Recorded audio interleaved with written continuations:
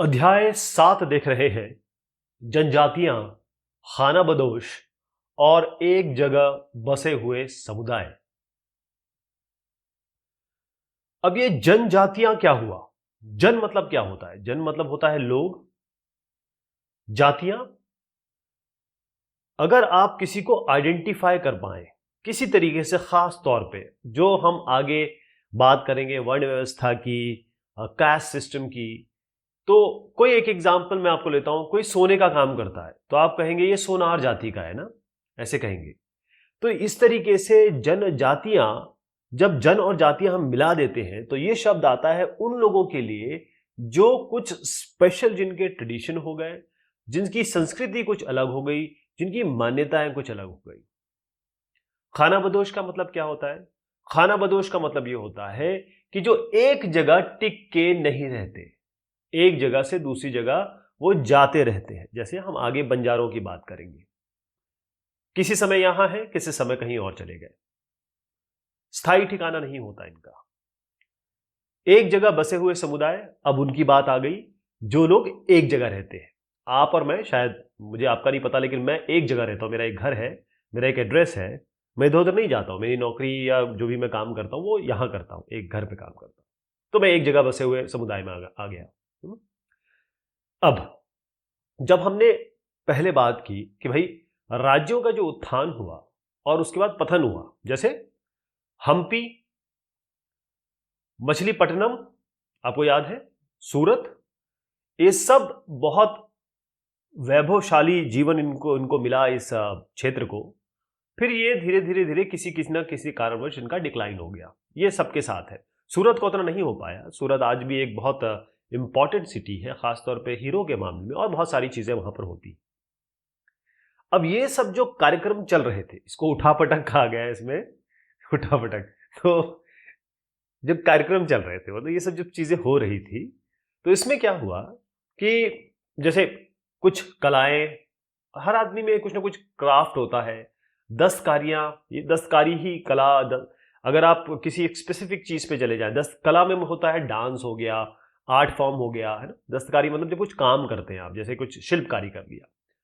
और जो प्रोडक्शन हो रहा था, यानी उत्पादन, उत्पादन की बात करूंगा, यहां पर जब ये सब चीजें हो रही थी, है ना, तो अलग अलग जो शहर है, गांवों में ये सब चीजें, दस्तकारी, उत्पादन, कलाएं, ये भी फल फूल रही थी।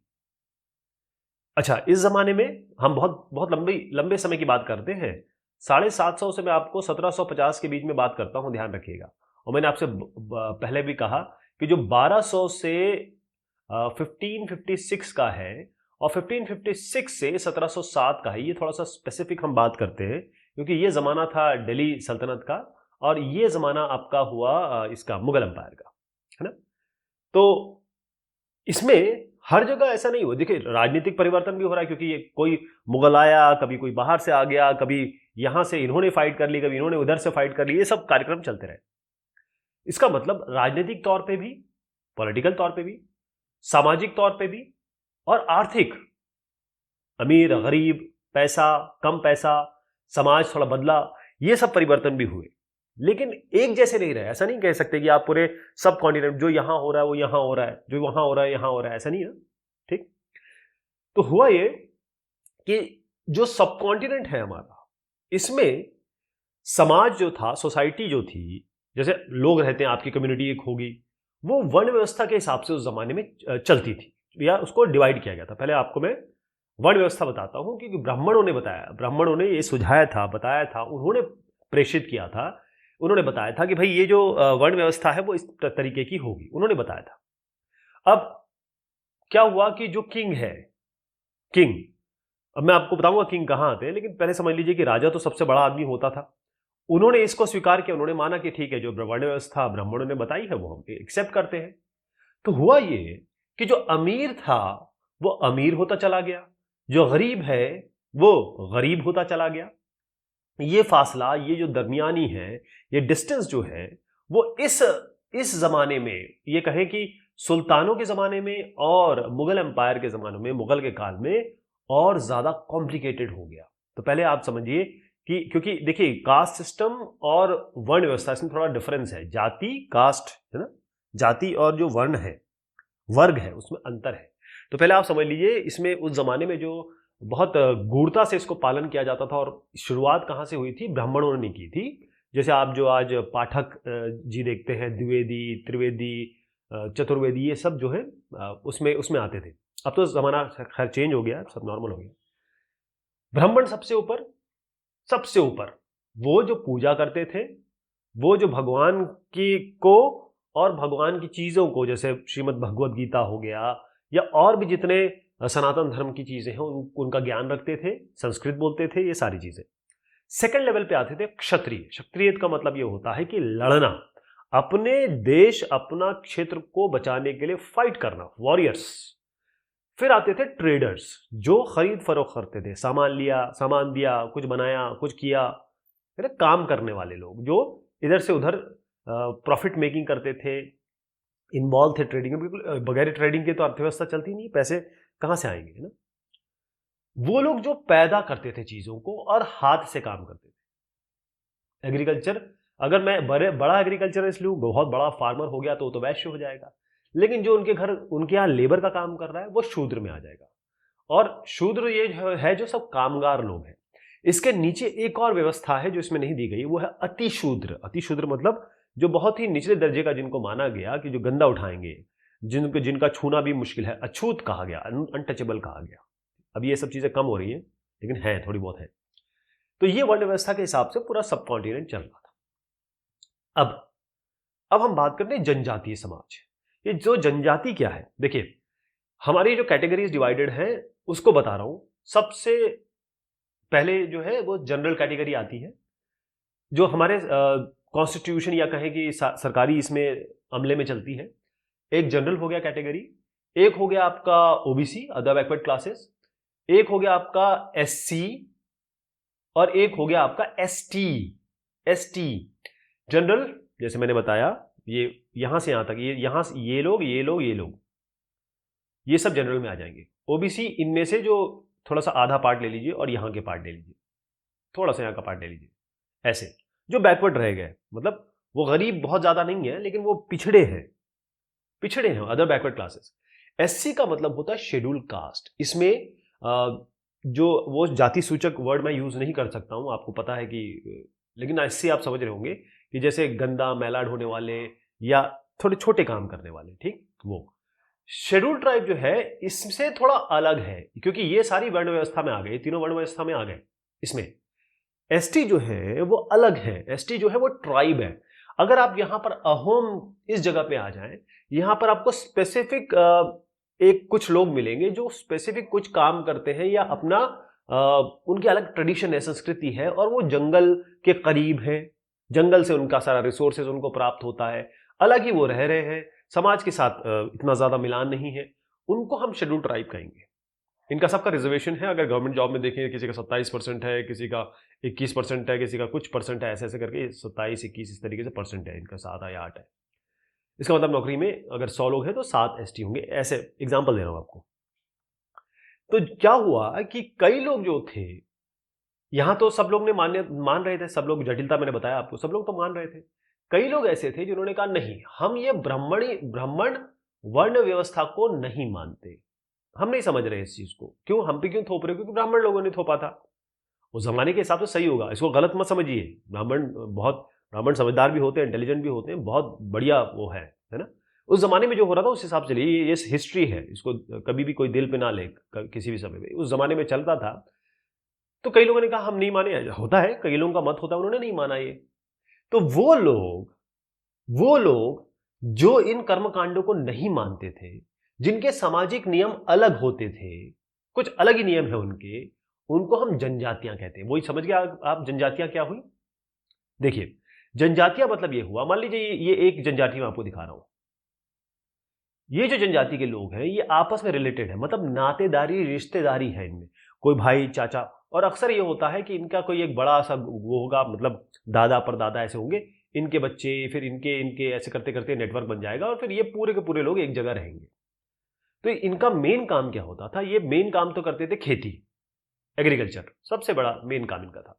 लेकिन ऐसा नहीं है, कई लोग शिकारी थे, कई लोग संग्रहण करते थे, चीजों को जमा करते थे, तो संग्राहक भी थे इसमें लोग।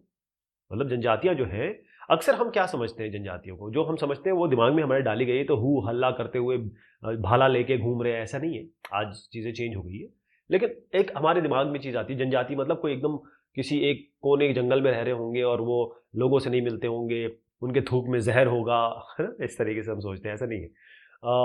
हाँ, जरूर है कि वो अपना सारा काम जो है जंगल से करते थे, पशुपालन करते थे, या फिर कहें कि ये करते थे, अपना संग्रहण करते थे। अब मेन काम ये है कि इनका जो निवास स्थान है, रहने की जगह जो है, वो अ, ऐसी जगह होती थी जैसे यहाँ पर ये रह रहे हैं, ये जंगल है, और यहाँ के जितने भी प्राकृतिक साधन हैं, संसाधन हैं, चाहे वो यहाँ पशु हों, चाहे वहाँ वो आप जंगल की में पैदा होने वाले फल ले लें, जड़ी बूटियां ले लें, उनका पूरा का पूरा वो इस्तेमाल करते थे, ये बताया गया है। और इस्तेमाल करते हैं, आज भी है। अगर आप खासतौर पे छत्तीसगढ़ में चले जाएं, या अहोम इस जगह पे चले जाएं, या इस जगह पे चले जाएं, बहुत सारी जनजातियां हैं जो आज भी। अच्छा, एक और चीज मैं भूल गया, यहाँ अंडमान निकोबार इस चैप्टर में नहीं है, जरावा हो गया, या जो हमारी ऐसी प्रजातियां हैं जो जो आज तक लोगों से मिली नहीं है, उनको संरक्षित करके रखा गया है। ऐसी जनजातियां हैं जो जो समाज से, लोगों से मिलती ही नहीं। तो इसमें जो जनजातियां थी, ट्राइब्स थे। अब ट्राइब्स का अगर चेहरा आप देख लें, इस तरीके से दिखते हैं, थोड़ा बहुत आइडिया आपको लग रहा होगा। तो ये जो जनजातियां हैं, ये खाना बदोश थी। खाना बदोश का मतलब क्या है? खाना बदोश खा कर देता हूं। इसका मतलब ये है कि वो एक जगह रहेंगी, फिर दूसरी जगह चली जाएंगी, फिर यहां से फिर तीसरी जगह चले जाएंगी, राइट। होता ये था इसमें कि जो जनजाति का, मैंने आपको बताया ग्रुप होता था, ये जनजाति का समूह हो गया। मतलब मान लीजिए एक जनजाति हो गई, एक आगे नाम आएगा, मैं भील कह लेता हूं इनको। वैसे भील तो बहुत बड़ी जनजाति हो गई, लेकिन एक एग्जाम्पल ले रहा हूं, भील जनजाति हो गई। अब भील जनजाति के लोग अलग से दिखाई देंगे, अलग से उनके, क्योंकि आचार विचार व्यवहार संस्कृति मैंने आपको बताया सब अलग अलग होते हैं, बाकी लोगों से अलग, आप पता कर सकते हैं। तो ये क्या करते थे, इनका ये हो गया, तो ये जो इनकी जमीन है, ये इनकी भूमि हो गई। इनके पास जो चारागाह थे, जहां पर ये अपने पशुओं को चलाते थे, तो चारागाह चाह कर देता हूं। तो इनके पास जो एक तो भूमि हो गई और चारागाह, इसका नियंत्रण यही लोग रखते थे। जैसे भील हो गए, एग्जांपल ले रहा हूं, ये सारे के सारे लोग इसका नियंत्रण रख रहे हैं, मतलब खुद के पास कंट्रोल है, और ये अपने नियम खुद बनाते थे। भाई हमारे ये नियम है, हो सकता है ये नियम थोड़ा सा दूर जाएंगे, दूसरी जनजाति के अलग हो, तो अपने नियम के हिसाब से ये काम करते थे। और फिर परिवार में इसका बंटवारा भी इस तरीके से करते थे कि भाई हमारे नियम बन गए कि भाई ऐसे लड़की को आधा मिलेगा, लड़कों को एक चौथाई मिलेगा, एग्जाम्पल ले रहा हूं। तो ऐसे नियम इनके होते थे कि जमीन किस तरीके से बांटी जाएगी, या और जो, क्योंकि बहुत सारी इंसानी लाइफ में बहुत सारी चीजें आती हैं, तो ये सारी चीजें वो अपने नियम के हिसाब से चलते थे। तो हमारा जो ये उस जमाने की मैं बात कर रहा हूं, ये जो जनजातियां हैं बहुत ज्यादा, बहुत फली फूली इस जमाने में। और अगर आप देखें कि जनजातियां इनको इसलिए कहा जाता है, शेड्यूल ट्राइब इसलिए कहा जाता है कि अक्सर उस जमाने में, आज भी थोड़ा बहुत ऐसा है लेकिन ऐसा नहीं, अभी इतना ज्यादा नहीं है, पहले जो जिस जमाने की मैं बात कर रहा हूं, जंगल, बड़ा मिडिवल पीरियड की बात कर रहा हूं, जंगल, पहाड़, रेगिस्तान और ऐसी दुर्गम जगह, मतलब पहाड़ों के ऊपर बहुत दूर दूर जगह पे ये जो अलग अलग प्रजातियां हैं, ये यहां निवास करती थी। इसीलिए ये लोग कटे रहे, मेन समाज से, मेन शहरों से थोड़े से कटे से रहे, और उन्होंने अपनी जिंदगी आराम से जी। होता ये था कि ये हो गए जनजाति, ये जनजाति ग्रुप हो गया। ये एक ऐसा ग्रुप हो गया जो सामाजिक वर्ण व्यवस्था को मान रहा है, मतलब वो जो शहर में रह रहे हैं, या फिर ये कहें कि वो लोग जो वर्ण व्यवस्था को मान रहे हैं कि हम ब्राह्मण हैं, हम क्षत्रिय हैं, तुम शूद्र हो। तो ये जनजातियां तो इन सब जानती ही नहीं है, न मानती हैं। इनके बीच में इनसे टकराव होता था। टकराव तो होता है, लेकिन आप देखिए कि यार, चाहे जाति आधारित समाज हो, वर्ण व्यवस्था मैंने जो आपको बताया, चाहे ये जनजातीय समाज हो, ऐसा तो हो ही नहीं सकता कि ये एक दूसरे पर निर्भर ना हो। ये तो निर्भर रहते हैं। कोई भी इंसान देख लीजिए, अगर आप कहें कि भाई ये इस जाति का है, मैं इसके साथ काम नहीं करूंगा, अरे कैसे काम नहीं करेंगे आप? आप उसके बगैर जिंदगी चलेगी नहीं। आप खुद अकेले के सारे काम नहीं कर सकते। एक इंसान हमेशा, उसको दूसरे की रिक्वायरमेंट होती ही होती है। तो इनके बीच में टकराव भी होता था, लेकिन ये आपस में निर्भर भी रहते थे। क्लियर हो गया? ओके। अब सवाल उठता है कि जनजाति लोग कौन थे? अभी तक आपको आइडिया लग गया होगा कि ये कौन थे। होता यह है कि अगर हम दिल्ली सल्तनत की बात करें तो हमको बहुत सारे इंस्क्रिप्शंस मिले, अभिलेख मिले। और अगर हम मुगल काल में आ जाएं तो हमें क्या मिला? बहुत सारी लिखित चीज मिली, अकबरनामा वगैरह मिल गया, बहुत सारी चीजें लिखित मिली। तो हमको पूरा आइडिया है उस जमाने में। और क्या हमको बहुत अच्छे अभिलेख मिले, चीजें दिख गई, इतने बड़े बड़े ताजमहल बन गए, हमको पता है कि उस जमाने में क्या हो रहा था क्लियरली, आपको भी पता है, इतिहासकार बताते हैं, सबको हमें पता है। लेकिन अगर मैं आपसे कहूं कि जनजाति, तो हम एक आइडिया लगा सकते हैं उस जमाने में जनजाति कैसे रहती है। क्यों? क्योंकि जनजाति कोई ऐसा तो नहीं था कि बहुत ज्यादा शिक्षित थी, या फिर इनका तो भरण पोषण काम करना है ना। तो ये जो लिखित सामग्री है वो थोड़ी कम है या ना के बराबर है। कोई ये दस्तावेज नहीं रखते थे। तो फिर आप बोलेंगे अच्छा, जब दस्तावेज ही नहीं रखते, पता ही नहीं, तो आपको कैसे पता, या फिर ये हम लोग क्यों पढ़ रहे हैं इसको? वो इसीलिए कि हर आदमी के पास एक जबान होती है, हर आदमी के पास दिमाग होता है। तो इन्होंने क्या किया कि अपनी चीजें बताई अपने बच्चों को। इसको हम यहां पर लिखा गया है वाचिक और मौखिक। वाचिक मतलब होता है वाचन, मतलब होता है बोलना। मौखिक मुंह से बोलना। वाचन मतलब मैंने कुछ बताया आपको, आपने किसी थर्ड आदमी को बता दिया, तो मैंने आपको आपकी हमारी जनरेशन या क्या है कि जो पिता ने जो दादा है उसने पिता को दिया, पिता ने आपको दे दिया। इस तरीके से ये सब चीजें चलती आई। तो ये परंपराएं हैं, ये संस्कृति है, ये आपका रहना सहने का तरीका है उस जमाने में। तो इसको इन्होंने संरक्षित किया, जनजातियों ने संरक्षित किया।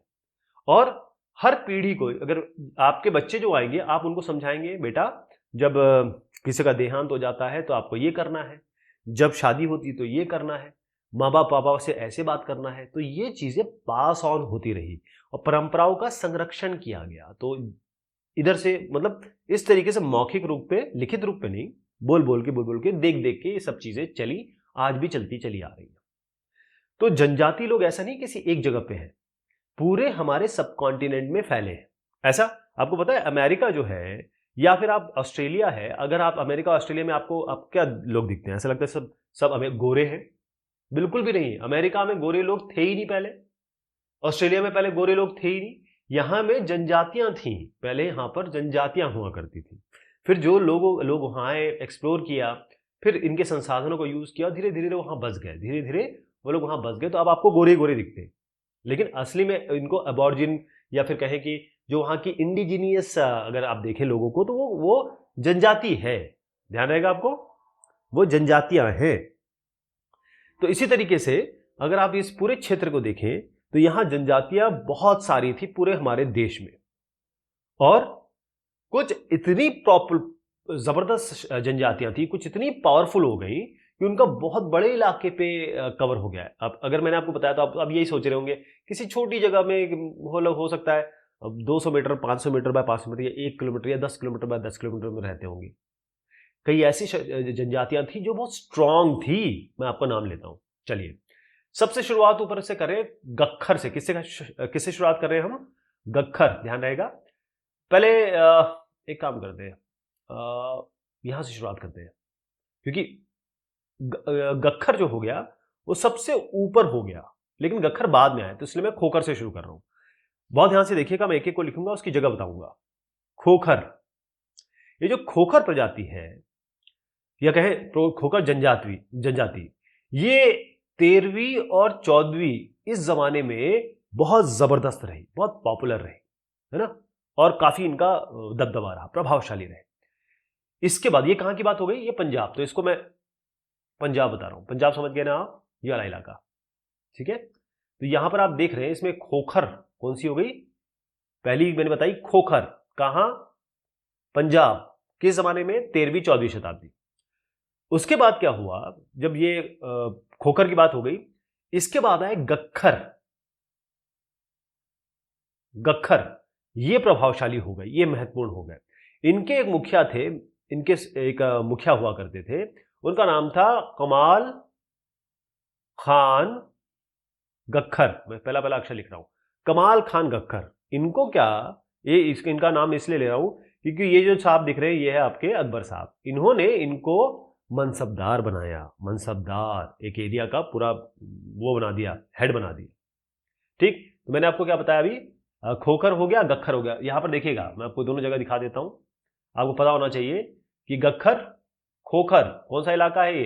ये आप वैसे तो ये अभी फिलहाल अगर मैं आपको बताऊं तो ये कश्मीर का इलाका है, जम्मू कश्मीर के ऊपर का इलाका है, लेकिन ये इसी जगह पे नहीं थे, काफी जगह पे फैले हुए थे। तो गक्खर खोखर हो गए। उसके बाद आप आइए मुल्तान और सिंध। ये जो मुल्तान सिंध है ये वाला इलाका हो गया। ठीक, मुल्तान और सिंध, जब मुगलों ने इसको अधीन किया उसके पहले यहां पर, मतलब जब मैं जो सुल्तान कह रहा हूं, या फिर ये कहें कि हमारे मुगल एम्पायर जो यहां पर कवर करने से पहले यहां पर थे लंगा, नाम लिख रहा हूं, लंगा और अरघुन। क्या है? लंगा और अरघुन। कौन सी जगह बता रहा हूं मैं आपको? ये क्षेत्र मुल्तान, क्षेत्र देख लीजिएगा इनका, मुल्तान और सिंध। अब उसको जगह दिखा देता हूं आपको, दिमाग में बिठा लीजिए, नाम आते ही आपको पता रखना चाहिए किस जगह की बात हो रही है। ये हो गया आपके लंगा अरगुन। कौन सा इलाका है ये? देखिए, मुल्तान सिंध, मुल्तान सिंध जो आजकल पंजाब पाकिस्तान में है, लंगा अरगुन। ठीक, तो ये पहले सबसे शुरुआत में क्या हुआ? खोखर, उसके बाद गखर, उसके बाद लंगा और अरगुन। इनकी जगह जगह सब अलग है, ऐसा नहीं कि एक के बाद एक आया, ऐसा नहीं, सबकी जगह भी अलग है। लेकिन ये इंपॉर्टेंट है कि मुगल से पहले के अधीन इनको किया जाए। लंगा और अरघुन ये बहुत प्रभावशाली थे। कहां? मुल्तान और सिंध में। अब आइए आप उत्तर पश्चिम में। देखिए, ध्यान रखिएगा, ये होता उत्तर दक्षिण, ये होता पूर्व, ये पश्चिम। ध्यान रहेगा, उत्तर दक्षिण पूर्व पश्चिम। तो जब मैं उत्तर पश्चिम की बात करता हूं तो यहां पर उत्तर, ये इस जगह की बात हो रही है, तो हम इस जगह की बात करें। उत्तर पश्चिम में एक और जनजाति थी। अब बलूचिस्तान तो सुना होगा आपने, टीवी में बहुत सुनते हैं, वो है बलोच। और नाम भी होते हैं लोगों के एक्स बलोच, जैसे सुल्तान मीर अहमद बलोच, मतलब वो बलोच हैं, उस जनजाति को बिलोंग करते। तो उत्तर पश्चिम में ये बलोच, समझ गया, बलूची, ये आ गए। ये भी बहुत इंपॉर्टेंट जनजाति थी। अब ये जो बलोच थे, इनके लिए एक स्पेशल चीज बताई गई है कि ये जो बलोच थे ये अलग अलग कुलों में बंटे होते थे। अलग अलग कैटेगरी, मतलब ये कुल हो गया, जैसे हमारे यहाँ होता है कि किस कुल के किस कुल से हो आप, तो अलग अलग कुल में बंटे होते थे। इसमें एक चीज इसमें बताई गई है। पश्चिमी हिमालय की बात करूं, देखिए हिमालय ये रीजन है, हिमालय रीजन है। मैंने बताया उत्तर दक्षिण पूर्व पश्चिम, मतलब पश्चिम हिमालय, मतलब ये इलाका हो गया, ये हिमालय हो गया, उत्तर दक्षिण पूर्व पश्चिम, ये पश्चिमी हो गया। तो यहां पर एक और जाति है गड्डी, गडरिया। गडरिया क्या कौन होते हैं? जो जानवरों को चलाते हैं, जानवरों को चराते हैं, चलाते हैं। तो क्या हो गया? गड्डी। कौन कौन सी बता दी मैंने? बलोच तो बता दिया, बलोच भी लिख देते हैं। बलोच कौन सा इलाका हो गया आपका? पश्चिम, उत्तर पश्चिम, उत्तर पश्चिम समझ तो रहे होंगे ना, ये पाकिस्तान और इंडिया के इस भाग की बात हो रही है आज के जमाने में। फिर गड्डी गडरिया, वो भी यहीं पे आ जाइए, पश्चिम हिमालय, मतलब इस थोड़ा सा ये पार्ट ले लीजिए आप, उत्तर दक्षिण पूर्व पश्चिम, इस इलाके को आप ले लीजिए, यहां पर ले लीजिए। तो यहां पर कौन से हो गए? गड्डी गडरिया। अब आइए आप उत्तर पूर्व। उत्तर पूर्व क्या होता है? देखिए, ये हो गया उत्तर, ये पूर्व, मतलब इस इलाके की बात कर रहे हैं, मतलब उत्तर पूर्व यहां की बात कर रहे हैं। यहां पर कौन सी प्रजाति है? कौन सी प्रजाति है?